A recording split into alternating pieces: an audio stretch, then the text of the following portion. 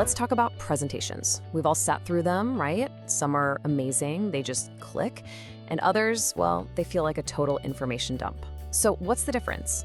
Well, it turns out there's a real science behind it all, and it has everything to do with how our brains are actually wired to learn.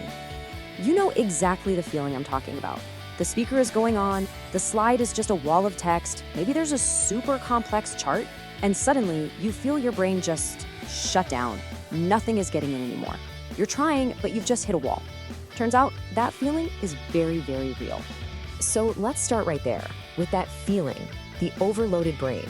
It's time we gave this thing a name so we can understand what we're up against. That mental brick wall, it's called cognitive overload. It's the technical term for what happens when our brains are just asked to do too much at once. And here's the key thing, it's not you. It's not a lack of focus, it's a fundamental limitation of how all of our brains work. So if we want to avoid that overload, we have to get smart about how we actually learn. We need to take a look inside the mind. And this brings us to the fantastic work of an educational psychologist named Richard Mayer. Mayer's core idea is actually beautifully simple.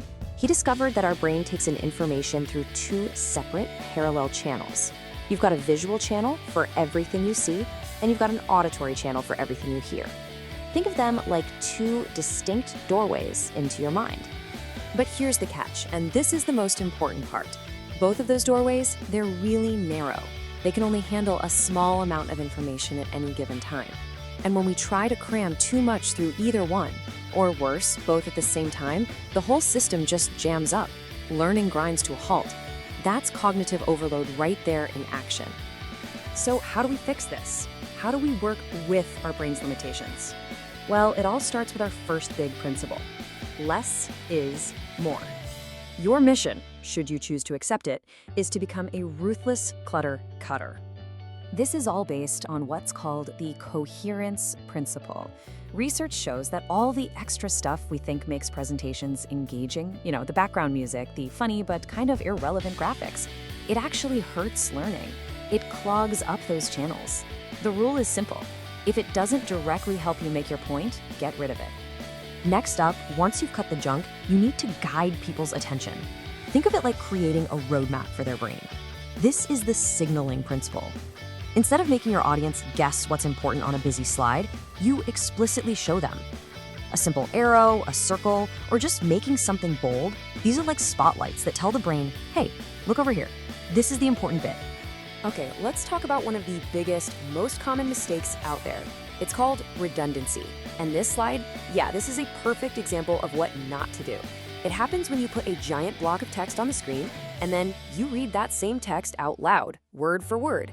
What you're doing is forcing your audience's visual and auditory channels to process the exact same stream of words. It's like sending two identical packages to those two narrow doorways at the same time. It's inefficient, and it actually hurts their ability to remember it. So, what's the fix? Simple. You let each channel do what it does best. Show them a simple, powerful visual like this, and then use your voice, the auditory channel, to explain it, to add context, to tell the story. The eyes see one thing, the ears hear something that complements it, and together they create one clear, powerful message. That's how you get those two channels working together in harmony. All right, that brings us to our second big principle, aligning your content. Now that we've gotten rid of the clutter, our mission is to organize the essential pieces that are left. And this comes down to two ideas that sound a bit complicated but are actually common sense. They're called the contiguity principles. First, you have spatial contiguity. That's all about where. It just means you should keep related words and pictures physically close to each other. Don't make the brain jump across the screen to connect a label to its part on a diagram. The second one is temporal contiguity. That's all about when. This means you should present your visuals and your narration at the exact same time. Talk about the bar chart while you're showing it, not 5 seconds before or after. It sounds so obvious, but when we mess this up, we force the brain to waste energy just trying to hold things in memory and sync them up.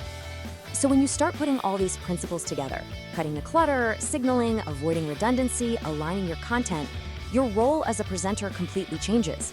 You stop being a person who just dumps information. You become something much more important. You become a traffic controller. And that's it right there. This quote captures the whole idea perfectly. Your job isn't to be a fancy graphic designer. It's to be a traffic controller for the human mind. It's to manage the flow of information down those two narrow channels, making sure everything gets to its destination smoothly without causing a massive cognitive traffic jam. So let's boil it all down. Your mission from now on is simple. Number 1, reduce distractions. Kill anything that isn't absolutely essential. Number 2, signal what's important. Guide their attention with clear cues. And number 3, align what they see with what they hear. Make them work together, perfectly in sync. And really, that's the whole ball game. The next time you sit down to build a deck or plan a talk, just keep this one question in the back of your mind. Ask yourself with every element you add, is this truly helping my audience's brain process the information, or am I just filling the screen? Answering that question honestly will completely change the way you communicate.